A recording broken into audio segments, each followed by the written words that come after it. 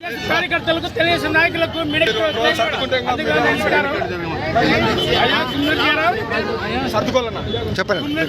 Hello Jayaram గారు ఎక్కడి నుంచో వచ్చి ఆలూరు పక్కనంటే కర్నూలు జిల్లా అనేది ఆలూరు తాలూకా నువ్వు అక్కడున్నాడు వచ్చి ఇక్కడ ప్రశాంతంగా ఉండే గుండెకల్ని ప్రశాంతంగా అంటే ఎన్నేళ్ళ నుంచి ప్రశాంతంగా ఉంది అటువంటి గుండెకల్ని ఈరోజు నువ్వు నాశనం చేసేదానికి ఎవరు వచ్చావు? ఎవరు అయ్యా నువ్వు? నువ్వు అసలుకి వాల్మీకి పక్క వాల్మీకి నేను కూడా అలాంటి నాకు వాల్మీకులు ఉన్నారు, నాకు సపోర్ట్ ఉన్నారని ఈ రోజు నువ్వు గుండెకల్ని చేసుకుంటున్నావా?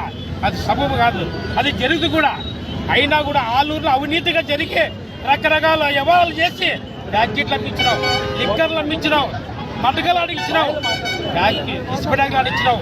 అలాంటి నాయకుడిని మేము ఇక్కడ తెచ్చుకుంటే ప్రశాంతంగా ఉండే గుండెకల్లు మేమేం గతి కావాలా?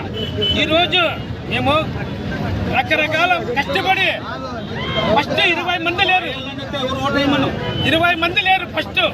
అలాంటి 5 ఏళ్ళు కష్టపడి మా నాయకుడు జితేంద్ర గౌడ్ ఏమైనా తిరిగి వాన నెల, ఎండ నెల, గాలి నెల మహాశక్తి ప్రతి ప్రోగ్రామ్ ని సక్సెస్ చేసి ఈరోజు మేము జితేంద్ర గౌడ్ నాయకత్వం కావాలని ఎన్నో కోరుకుంటే ఈరోజు మధ్యలో వచ్చి నువ్వు ఈరోజు మధ్యలో వచ్చి నేను మొగోడని వస్తున్నావు అనుకున్నావు.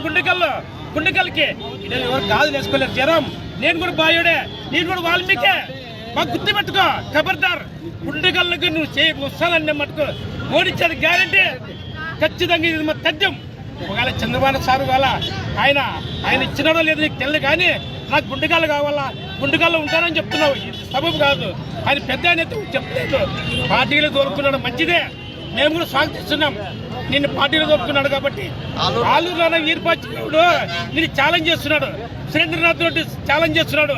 దమ్ము ధైర్యం ఉంటే జరం నా ఈ గుండెగా ఆలూరుకి వచ్చి పోటీ చేయంటున్నాడు. అది దమ్ము ధైర్యం ఉంటే ఆలూరుకి పోయి ఆలూరులో పోటీ చేయి. దానికి మేము కూడా సైరా జయరాం అంటాం.